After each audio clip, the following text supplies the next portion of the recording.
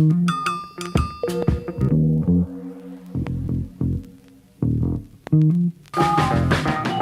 spent my whole damn life in the city. I could go for broke, but the capital is in me. I spent my whole damn life in the city.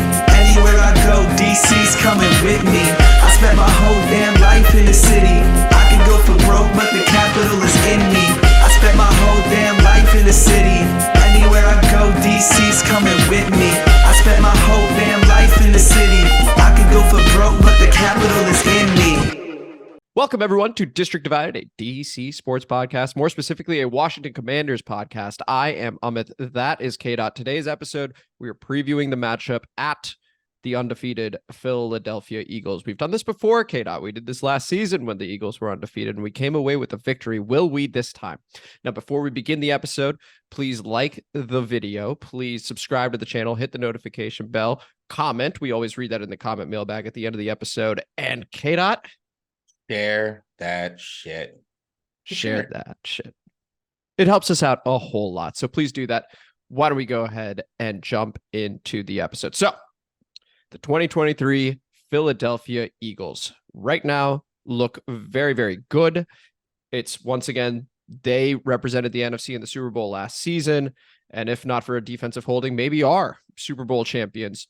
But here they are again, round two. So far, no true signs of a Super Bowl hangover, given that they're 3-0. But K-Dot, what do you think of these Philadelphia Eagles this season? They're getting better. I think at week one, they played the Patriots and they won by 5. And it was a game that I think most people thought that they were going to smack the shit out of New England. Now, New England's defense is underrated, yes, compared to what most people would think about that team, offensively, whatever. But you could see that they're getting their bearings week after week. Like, they haven't looked like the juggernaut that they looked like last year at times yet, on offense anyway. But they're doing it differently than they did it offensively last year. And we'll get into more of the X's and O's and nitty gritty on that. But I think it's a Philadelphia team that everyone knows, hey, they're going to be in the conversation at the end of this. It's just a matter of like, are they going to be beating people into submission, or are they going to be one of those teams that find a way to win regardless? Right. Yeah, I think that's very well said. This team scares me. Scares me a lot more than last season's Eagles, because when we did get to play against them, we talked about time of possession. We talked about extending drives, and we were able to do that perfectly. Jordan Davis, their rookie last season, was out for that game, and there was this huge disparity between their yards rushing allowed when he was playing and when he wasn't. This season, Jordan Davis is healthy. And they also added first-round rookie Jalen Carter, who has been an absolute wrecking ball, K-Dot. What do you make of him and his impact? Terrifying. Like, that's the thing, is if you're looking overall at the Eagles last year compared to this year, the one thing you have to give them credit for more than anything is most teams, after they make it to the Super Bowl and they lose, there's that Super Bowl hangover, right? And the thing is that most teams, the reason they have the Super Bowl hangover is they think, hey, this team was good enough to get to the Super Bowl. All we need is another crack at it. And they don't go and retool and try to truly get better, right? You cannot accuse Philadelphia of doing that at all, especially when it comes to the Jalen Carter pick that they had in the draft. Everyone afterwards was like, well, shit, if this thing works out for him, this is the scariest defensive line maybe in all of football. I mean, we're talking about like top 3 between Washington, Philadelphia, and San Francisco. That's your motley crew of defensive lines. And they pick up a guy who everybody was worried about certain character issues, this, that, and the other. But then they put him on a team with a bunch of his teammates that he's had previously at Georgia. And it's like, holy shit, they're doing what we do at Alabama, they're doing with Georgia.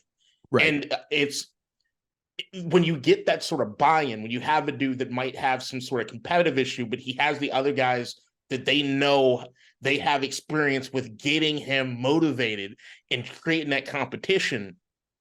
It's just, look, if it wasn't for the fact that it's Philadelphia and fuck them just on principle, it's awesome to see. It's fucking awesome to see. And he's looked like the goddamn truth. Like, anytime anybody been doing like redrafts, 2023 redrafts, like, I know Bill Simmons and the Ringer already did it. He's going higher. Of course Everyone he is. knows he's going a lot higher. Right. He's arguably the top pick that you would pick in this draft, depending on where it is you need it defensively. So yeah, they're terrifying. And shit, even offensively, the DeAndre Swift pickup. Like there are which was another trade. So Howie Roseman, obviously one of the best GMs in the game. Why don't we go ahead and just jump into the X's and O's? So we have adequately expressed our concerns playing against this Philadelphia Eagles team. Would you like to begin with the Commanders' offense or the Commanders' defense?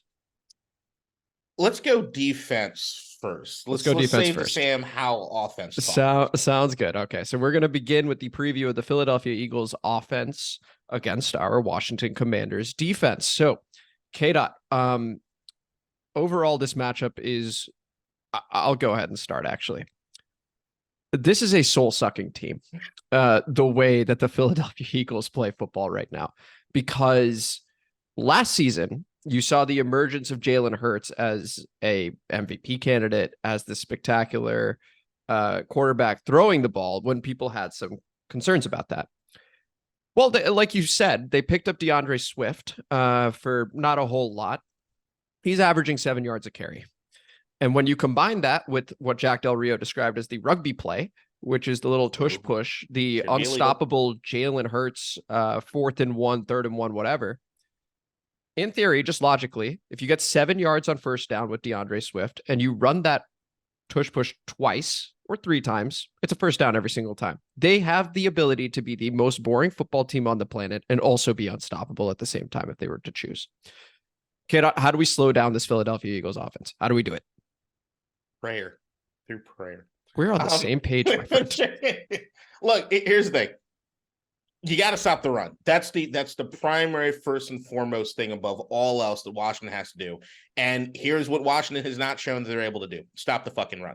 So, like, even if you don't have teams that are hitting the 100-yard mark, like James Cook, I don't forget even what his yards total was. 15 carries, 98 yards. It's the yards per attempt. The same thing. You got a DeAndre Swift coming in at 7 yards a carry at points, and it's like, what's gonna happen? Like, if it follows the trend that we've been having so far this season, I'm sorry, if you've got daily fantasy, if you've got him on your fantasy team, if you got anything, buy high on DeAndre Swift.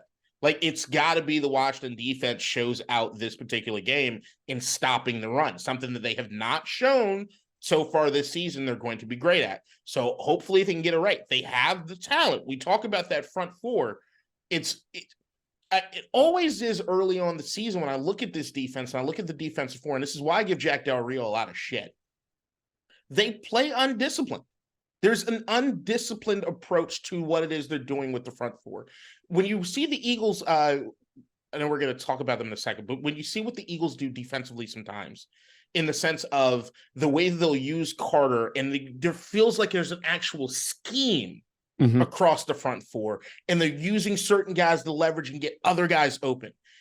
It just feels as though they have, at any given time, Washington has our 4 guys trying to be athletic as possible and making plays. So if I could jump in and ask you a clarifying question, it sounds like to me what you're saying is we have 4 first-round picks on the defensive line, and the strategy seems to be rely on the talent, and it'll just work. The way that yes, and the way that I'd look at it is, you remember LeVar Arrington? Of course.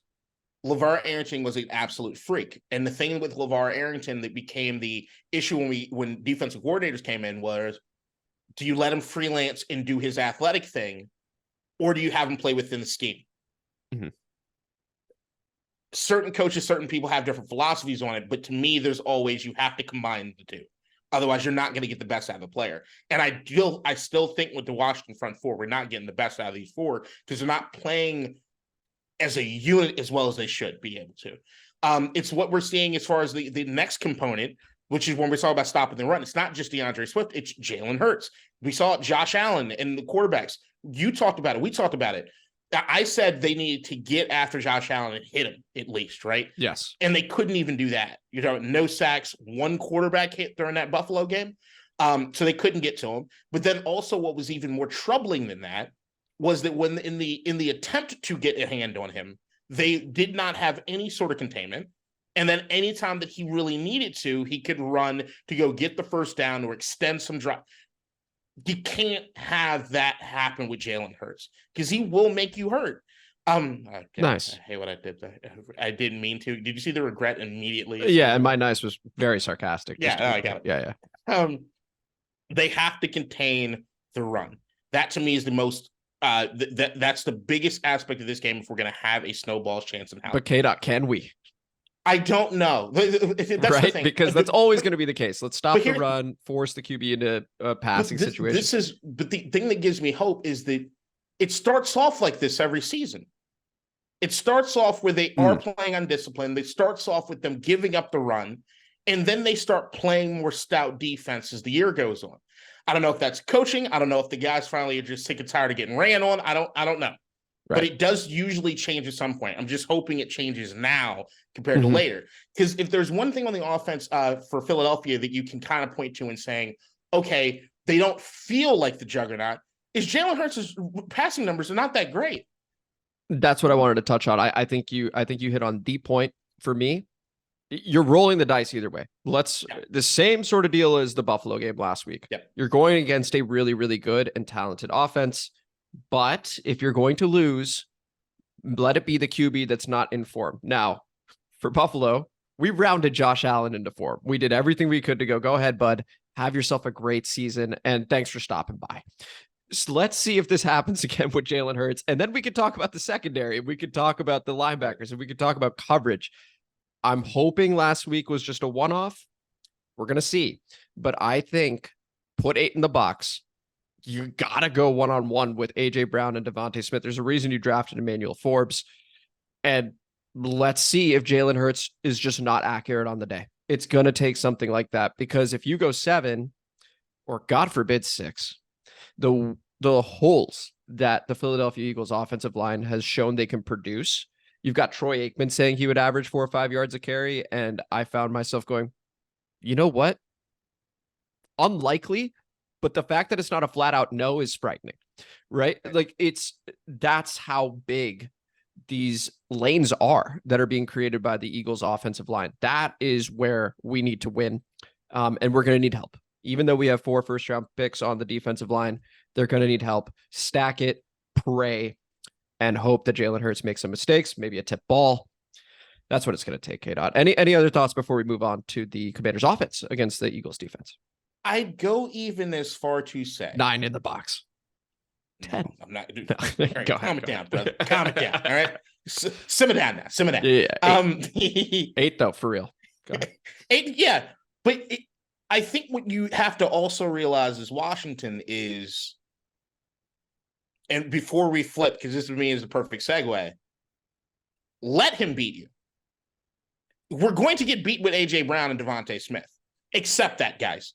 What you're hoping for, if you're Washington at this particular point, is if you stop the run, they are hitting A.J. Brown and DeVonta Smith for quick touchdowns and getting the fuck off the field.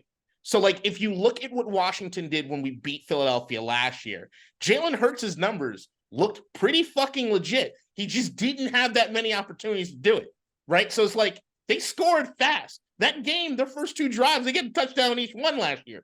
And we still won the game. You know why? If they're going to score, let them score quick. Let them do their thing. Fine, whatever. But what we're not going to do is let Swift and them control the time of possession. It is key. It is fundamental. I don't even think we can win if we allow Swift to them to control time of possession. And just that's the soul-sucking nature that I'm referring to. Let's go ahead, flip the script. Commanders offense, who put up basically a goose egg last week, right? I mean, we got the pity field goal at the end, but it may as well have been a shutout. First time Sam Howell has faced like true adversity. That was a really, really good defense he played against. And Eric Bieniemy, who had his, success against the Buffalo Bills in the past with Patrick Mahomes and the Chiefs, probably figured out a thing or two of, okay, I don't have Patrick Mahomes anymore, right? That was maybe that moment where he goes, okay, I can't quite do everything I want to be able to do. So we're looking for a rebound performance. And K-Dot, for us to win this game, I think we need to be damn near perfect, especially on offense, because if the Eagles are going to score quickly, or God forbid, Swift gets to do whatever he wants because of that offensive line, well, we're talking like 40 points required. Like, it's going to be something crazy like that. What do you think? I'm not going that far. I am. I don't think this team is capable of playing perfectly on offense yet. No. But if I'm to give a key, to win, it's what we can't do. Play perfect. Okay. I get where you're going. Look, Sam Howell had a no good, very bad, terrible day last Sunday. Yep, nice. Just dog shit. That one I actually liked. I know that there's been an argument in Washington from Washington fans online about the accuracy of PFF grading like Andrew Wiley high and some of the guys on the offensive line high. But there was another number that PFF had, which was that Sam Howell is solely responsible for 37% of all of his sacks. Mm-hmm.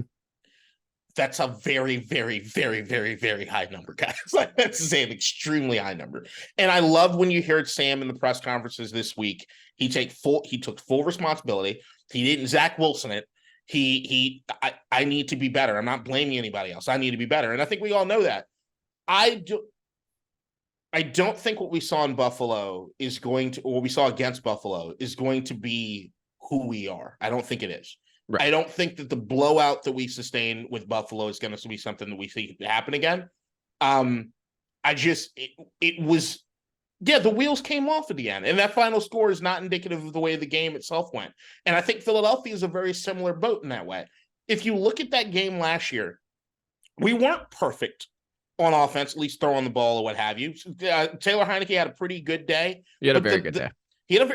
Looking at the numbers, 17 to 29, no touchdowns and a pick. Yeah, but it was the third down conversions over and over. 100%. But the big thing with the third down conversions was what we were doing when running the football. We ran the ball 49 times against Philadelphia last year when we got that win.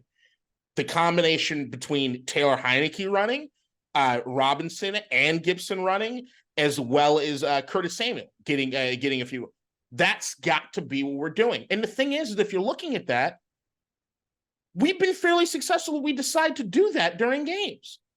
If you look at the Buffalo game, the first drive when Brian Robinson was running the football. Oh, he looked great. We looked amazing. And then all of a sudden we just went away from it.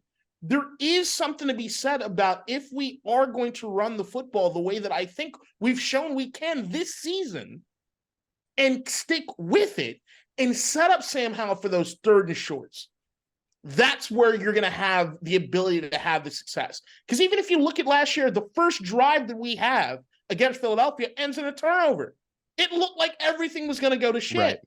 But if you control that time of possession, if you keep the ball out of the offense in Philadelphia, if you run it down and do what you need, and then just the main thing to me is don't stop shooting yourselves in the foot. Yeah. Sam holding on the football too long. Andrew Wiley getting beat. The worst penalty at the worst possible time. Those are the things that Gibson I need fumbles. Perfection from. Fumble. Those are the things you need the closest perfection to. I need to see a team that is aware that we cannot be the ones to fuck it up for ourselves. Yeah. This is also a very unique opportunity. Now, I know I said let's play perfect, stuff like that, but there is if I'm actually breaking it down outside of just saying play perfect, there is a unique opportunity here, and a golden one at that, for Sam Howell. Which is that he's playing a very banged up and honestly kind of subpar Eagles secondary. Okay, so Sidney Brown, probably not going to play one of the safeties. Justin Evans, another safety, probably not going to play. They are playing a couple backup corners as well. Like Terry McLaurin and Jahan Dotson have 16 targets this season so far through 3 games. That's around 5 per game. That's not nearly enough, right? So like get them involved. That's going to help with the energy. And to your point about Brian Robinson, he's been great. Like the whole season, he's been great. To me, I think the identity is forming. We talked about waiting a little bit to figure out what the identity of this team is. I think it is around Brian Robinson and then allowing Sam Howell to manage the game, knowing that he does have that zip and ability to get the ball to wherever he needs to. Right. So we're in a good spot in terms of our personnel. The offensive line looks a lot more alive when they're run blocking versus pass blocking. And it allows that pass rush to slow down. So I would say take it to that defensive line, right? They also have a bunch of first round picks there, but take it to them and allow that time of possession to take place. Allow Sam Howell to cook against a poor secondary and then watch the narrative go from, oh man, Sam Howell, should he be benched? Which by the way, was one of the most ridiculous things I'd read over the course of this week. The fact that an article even needs to be said they should stick with Sam Howell is insane. That was his first professional loss. He's 3-1 as a starter, and he's shown more than enough to continue. He has an opportunity to go from a bad game to a really, really good one. And people are going to pay attention if it's against Philadelphia. So this is a huge opportunity for Sam in his career to continue and be like, hey, I could be the guy over here. Get out. Any final thoughts? 100%. Remember to bring up that particular point, the Sam Howell benching, and after the pod, because I have some that I had a debate with somebody against yesterday that Perfect. You will find highly entertaining. But the thing with Washington from an X's and O standpoint, I don't know if a lot of people watching this, I don't know if you have either. Do you spend a lot of time watching San Francisco? Yeah, I now do. Because we talked about this last season as well. Yeah. So San Francisco and what it is they do offensively, to me, it's why they're so successful. I mean, it's not even just offensively. What they do as far as like a team philosophy is a lot of things that I think Washington needs to really predicate and look at the blueprint completely on. Okay, whether or not we have the same talent in certain areas, we definitely don't. Let's be real. We do. But we don't have a CMC, right? But like we have a Terry McLaurin or Kittle. That's fair. We don't. So have, there's a lot that offensive. But as far as like, as Ayuk and Debo, like I'm like Terry. And I would say that's comparable. Yeah. San Francisco understands that they don't have to force anything. They're not forcing any hands. They know that the bread and butter of what it is they're going to do offensively is run the fucking ball. Mm-hmm. Why? Keeps us right on the time possession aspect of things, right? And also what they do is they love to play the field position game. They're fine with punting. If we need to punt, it's okay. Because they have one of the best punters. It's kind of sound like Tress Way, right? They have one of the best punters that can get the ball down within that 5, within that 10, right? And then you have their defense says, all right, motherfuckers, y'all got to go ahead and drive 80-something yards on us. You're not going to do it. You might get a first down, but you're gonna be punting before you get across the fucking 50-yard line. And then when they do, they play it again. They get back on offense and do it again. And what they do is that they set up they run so well that they set up the play action so that when they do get that one-on-one with the Brandon Ayuk, throw it. And that's what you want Sam Howell to do. You want that run to be at a point where you got that safety.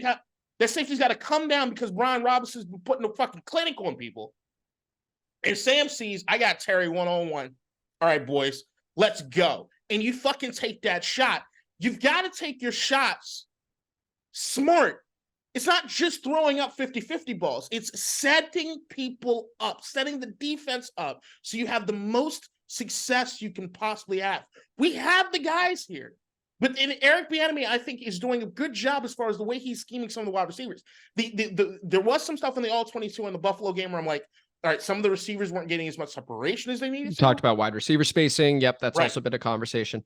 But the idea is the bread and butter of the team needs to be using the run to set up the throws and to make Sam Howell the best. And that's the thing that Kansas City overall has never been truly great at, right? Like they've been searching for that running back that they can get, they can do that aspect of it.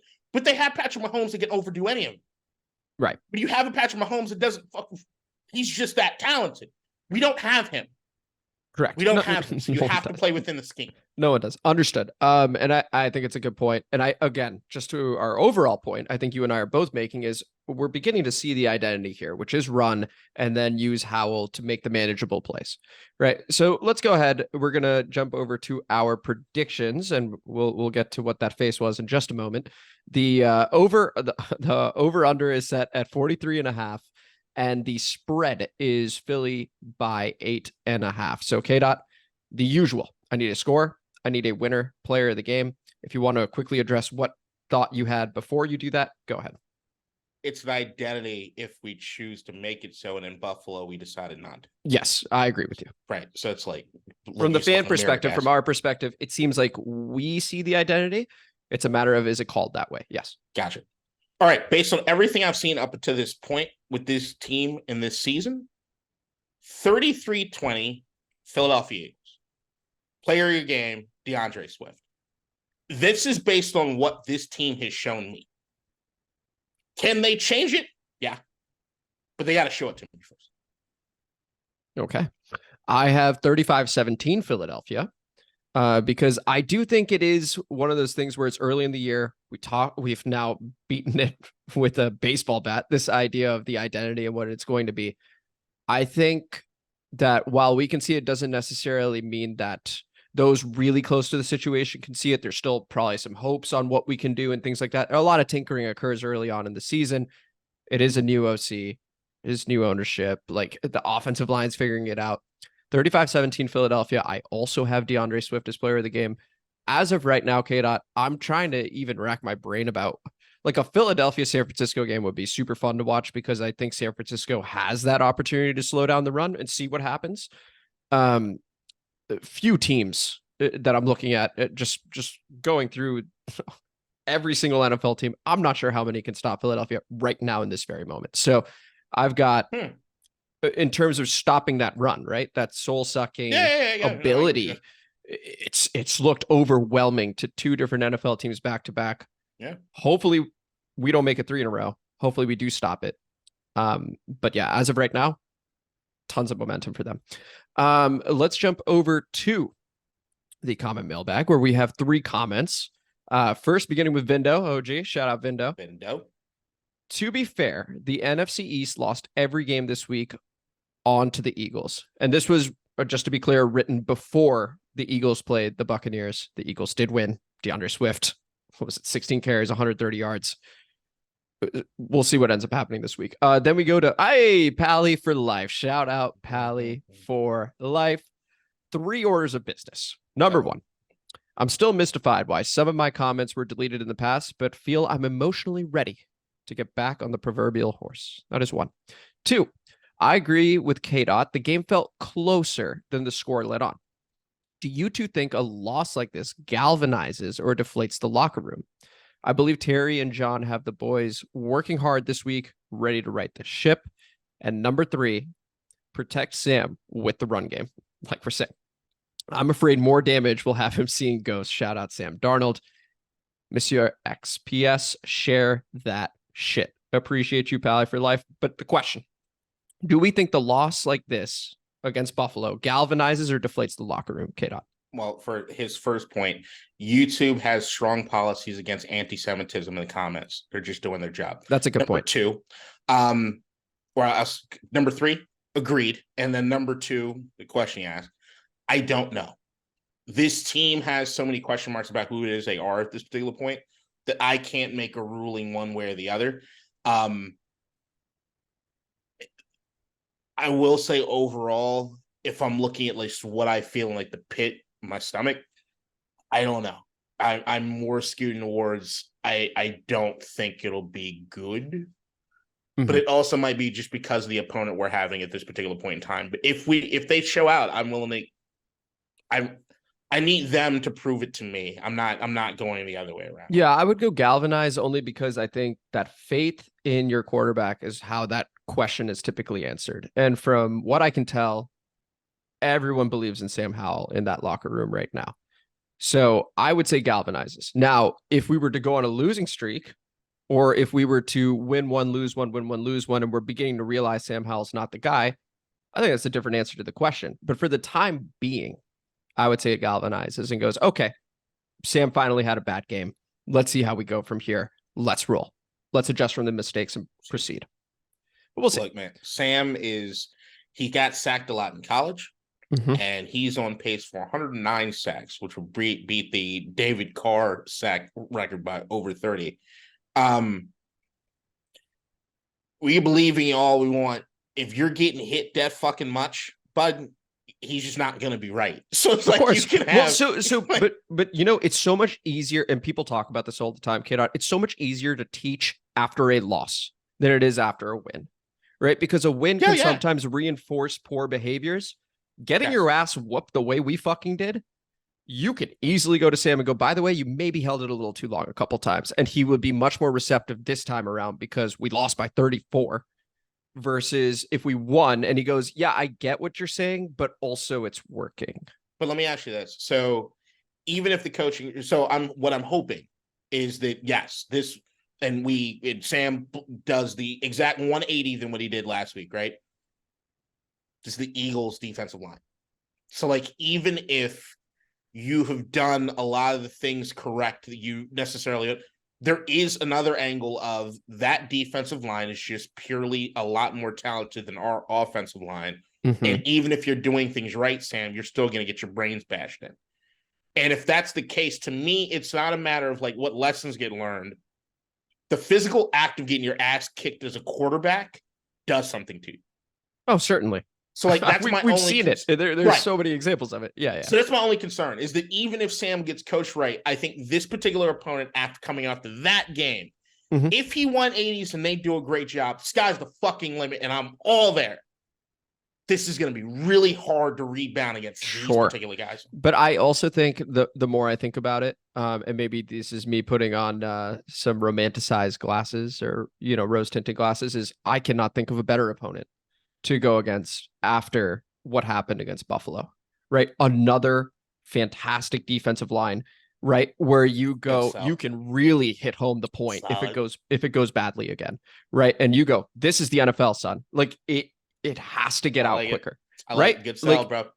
That's what I'm saying. So that's the way I would go about it. And if he does better, it's like, hey, okay, it can actually get easier from here, but you figured out what to do. It's one or the other. You either get your ass kicked again or you figured it out.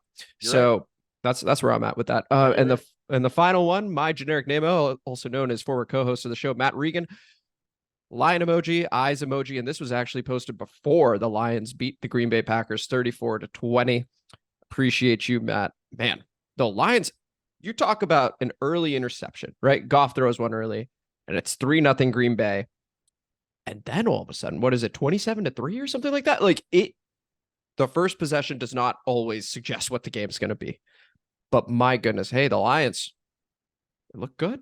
Every prediction I've had them win the division, they're doing exactly what it is I thought they would be doing. Yeah, I had the Bears. This was District Divided, DC Sports Podcast, more specifically a Washington Commanders podcast. Thank you guys so much for listening. If you enjoyed today's episode, please like the video, subscribe to the channel, hit the notification bell, comment as you always do in K-Dot.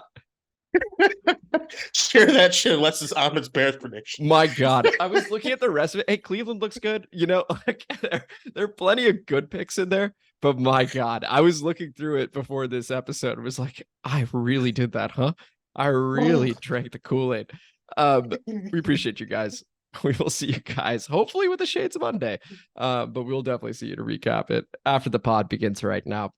The Chicago Bears. I seriously, just looking at that sheet of paper, I was like, my Lord, I could not have been, or that could not have been worse. That literally, it's rough. That one's rough. I don't think I've had any terribly wrong that way. Like I'm still not a believer.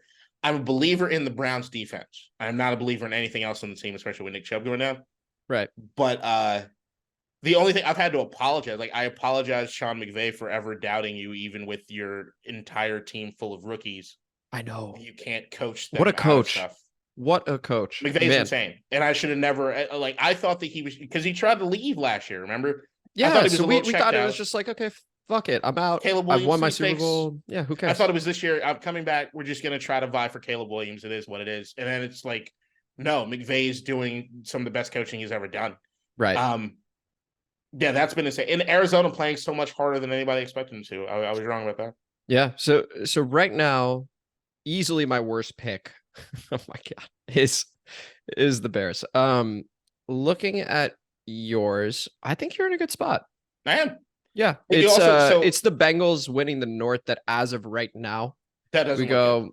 But there's such a long way to go, and that division's going to beat each other up. So like, this week's going to be huge. The matchup of the week to me this week is Cleveland Baltimore, and it is because Cleveland's defense matches up so fucking well with what Baltimore's going to want to do. Lamar can't just survive, run because they have no sort of line, no weapons, no. And you got Miles Garrett. I don't give a fuck what Lamar does. Like, dude, you're not going to have time to make space or try to do things and extend that pocket because Miles Garrett's going to be hunting your ass down.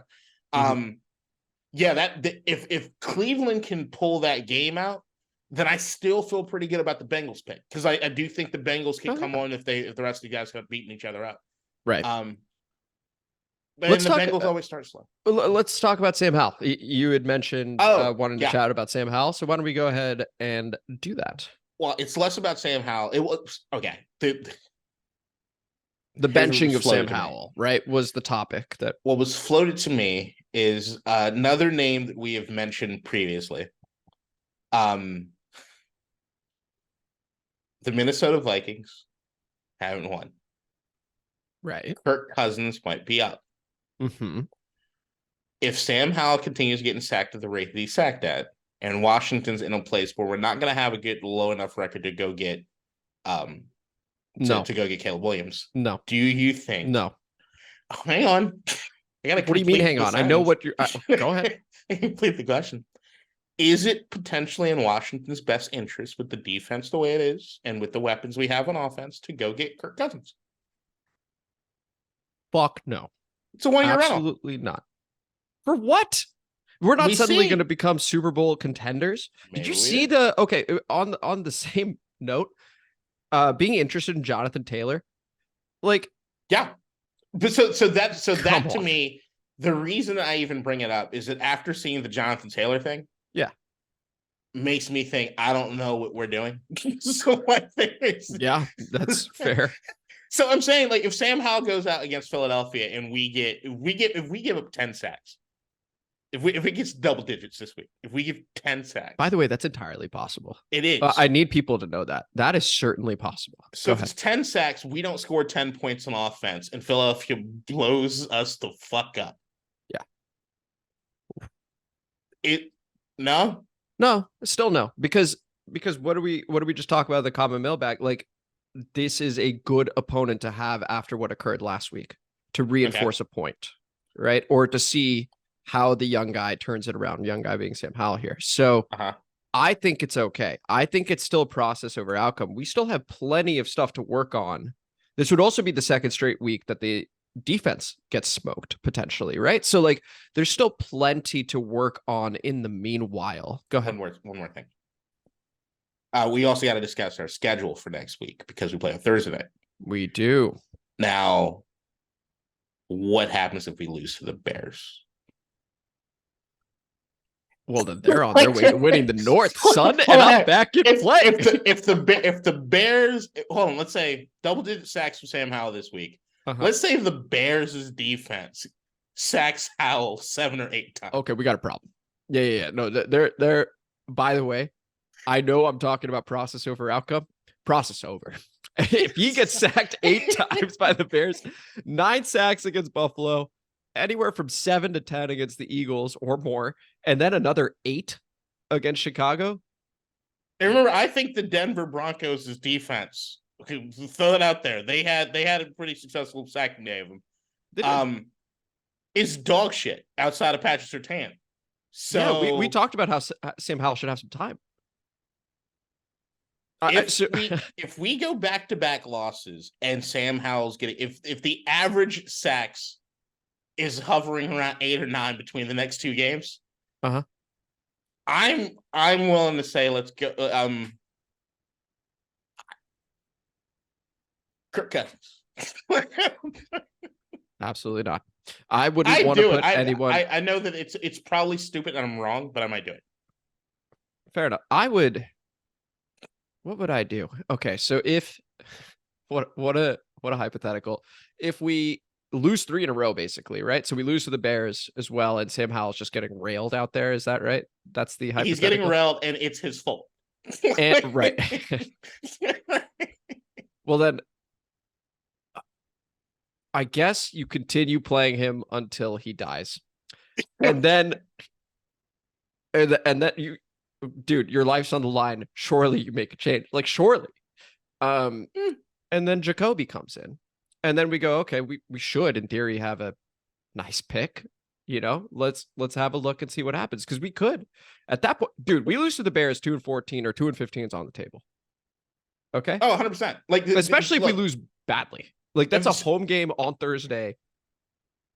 In all seriousness, I wouldn't trade for Kirk Cousins. But good.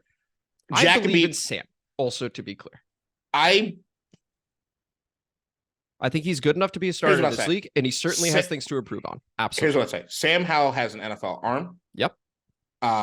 He's got NFL legs. Yes. He is fucking up in one aspect of his game more than any other thing. And it's enough to say that if you continue to fuck up at this one thing more than any other thing, I agree, you cannot be a quarterback. And that's me looking at you, and that's me looking at Sam and saying, I just value your ability to walk away from the game at one point. And not with fucking CTE and a bunch of other shit. No, of course. It is a tricky balance between we care about you, the human, and you also want to keep playing. Like it's a right. This is all a deep hypothetical, just to be clear. It's been 3 games, hugely. You know. So like, let's just be clear. Yeah, for those that are new to After the Pod, this is how it goes. Yeah, we just come up with random shit, and this is exactly. But the thing is, like when I look at like David Carr's sack totals, wasn't his fault. No, my chair just. I'm good. It wasn't his fault. This is almost unheard of for me. I mean, it's unheard of for the entire history of the league. He's on pace for 109. To 17-game season. To even threaten 100 in a season is not, all right. Here's what I'll say: he won't survive that. He'll never get to 100.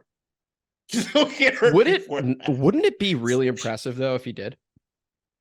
Right, then like let's say 110 sacks, right? So one more than he's even projected for right now, and he gets up every single. Then he's the Iron Man. He's the next Brett Favre, Eli Manning.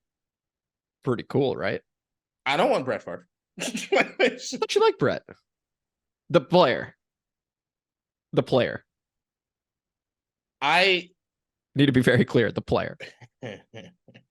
I appreciate Brett Favre and who he is. I think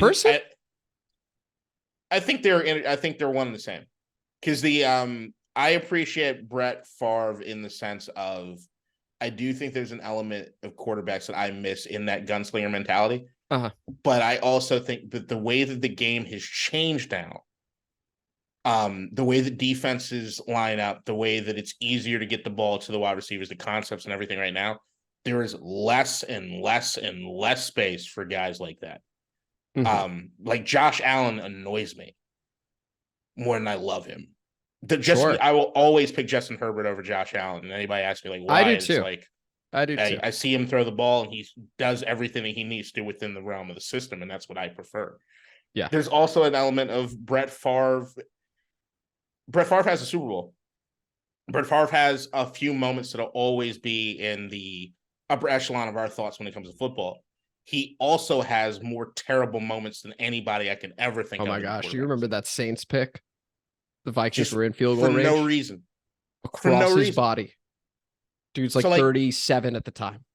Yeah. So I'm like, I look at that shit and I'm like, no. I still, every time I saw the Brennan, I'm still of the idea that if you had Hall of Fame quarterback play for damn near 30 years and you only have 2 Super Bowls out of it, I agree with you. So the more that you said that to me, the more I was like, you know what? You're 100% right. Like, it fucks you up, and it's a failure. It's enjoyable to have a team that's consistently good, but to only have 2 Super Bowls with 30 years of play like that is a failure. That is wild. It's an absolute failure. Like, look at when I look at the Green Bay Packers and that is, so I was telling Brandon the same thing about like Chicago. And I was like, name the greatest Chicago Bears quarterback that's ever existed. And he's like, I'm like, yeah, Jay Cutler. I'm like, how many years did Jay Cutler play for the Chicago Bears? Jim McMahon? Jim McMahon has 1 Super Bowl on behalf of the Bears defense and Walter Payton. Okay. His fucking stupid headband. I just had to throw it. I get it, but Jay Cutler's by far the best quarterback, unless you're gonna go way back when. And like Rex Grossman had a pretty nice year when they made it to the Super Bowl. And then after that, talk about one year of just what is happening, this is working, and then just like bookends of we know who this guy is. Rex Grossman. What happens when Brett Favre's mentality does not have the talent? Can we talk about Rex Grossman, though? He threw one of the most beautiful passes I've ever seen. Like, every time it left his arm, I was filled with so much confidence. It's like it's being lied to over and over, but believing she changed or he changed. Like, and then there's just no receiver in the vicinity. And it just falls right into the lap. It was like the gentlest punt of all time. And it's only 25 yards down the field. Like, every time he let it loose, I was like, oh my God, this is going to be great, isn't it? And then the camera slowly pans over and there's No one there except a defender. It's this is where I'm gonna get not safe for work here at this particular point. But and after the pod, my God. Yeah. My favorite Twitter bio of all time is Rex Grossman. The sex cannon. Oh yeah. The ladies know me. I'm Rex Grossman, the cum slinger, the sex cannon, sexy Rexer, former NFC champion, current female satisfier. Sex cannon. You've read that whole thing, right?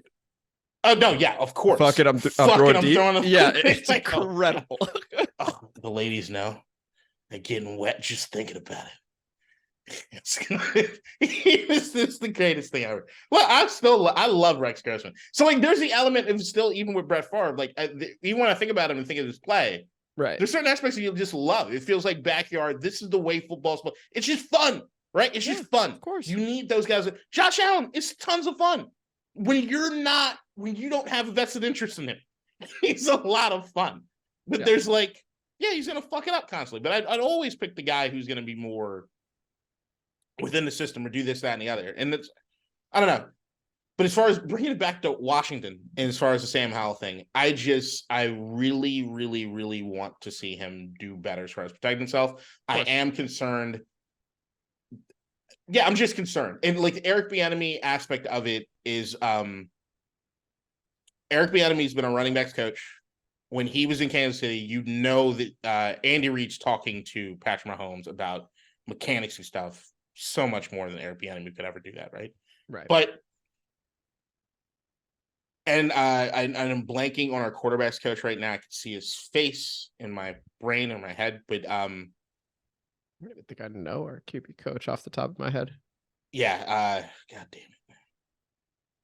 Man. It was Zampees for a while there. Yeah, it's not still. Young dude. Hang on, is it? Hold on. No, it's not. No, but he's still on the staff. Tavita Pritchard. Okay. Oh, okay. I like Pritchard. He was a quarterback at Stanford, and he came up through the ranks. So. Okay, yeah. I'm hoping that he can work with Sam on that, but he's unproven in that. So like this is where you wish you had an Andy Reid type to like talk to Sam and be like, yo, dude, you can't do that.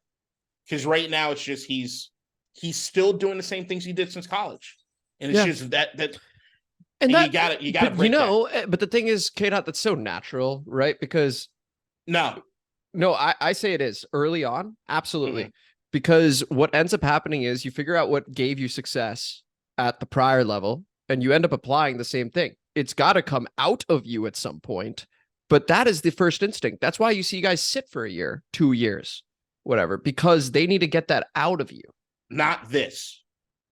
There are other things that, yes, there are other attributes. There are other things you need to learn with repetition and this, that, and the other. Self-preservation, getting hit at this level is unheard of. He's on pace to break records. Do you think he does? I don't even want. Oh God, no. That's where you draw the line on the hypothetical. I like Sam Howell. I don't want to see him die. Yeah, none of us do. He will die. He'll be fine. I honestly do think he'll be fine. This is game 5 starting. It's a rough game to start. If he comes away, you know what? Little success marker. If he gets sacked less than 5 times, I think that's a good sign moving forward against this team. Like, they're going to get to him quickly. Let's be real. Let's be truthful about it. There are going to be moments where he is just swallowed up immediately. Right? So if he only gets sacked like 4 times or 3 times or something like that against this defense, I do think that's a good thing. And then we look at the Chicago game. This could be something we continue to talk about is Sam getting better when it comes to protecting himself? As you were talking right there, I'm thinking also, and you make the only other thing, because I do have to run after this. Yeah, of course. We'll go. You might be right in certain aspects of it, because there is an element that I don't think is getting talked about enough. And I know that we don't necessarily want to spoil our honeymoon period. Bieniemy's not doing any favors. Yeah. And that circles back to the identity of like, hey, let's run more, right? Right. Brian Robinson seems to be doing a good job. You would expect with Bieniemy, who's a forward running back, but I think we would look to do it. To your point, usually if a quarterback this young hasn't necessarily learned to protect himself, the coaches will scheme it out of potentially happening. Yeah. And that did not happen in the Buffalo game. And it goes to Patriot Clips points because he's now or she has posted twice, right? The number of dropbacks versus the number of design runs. And there's a huge gap between the two. It's a problem. So, what'd you say? It's a problem. Oh, absolutely. I thought you said, what's the problem? I was like, well, I think we just talked about the problem. Talked about a big problem.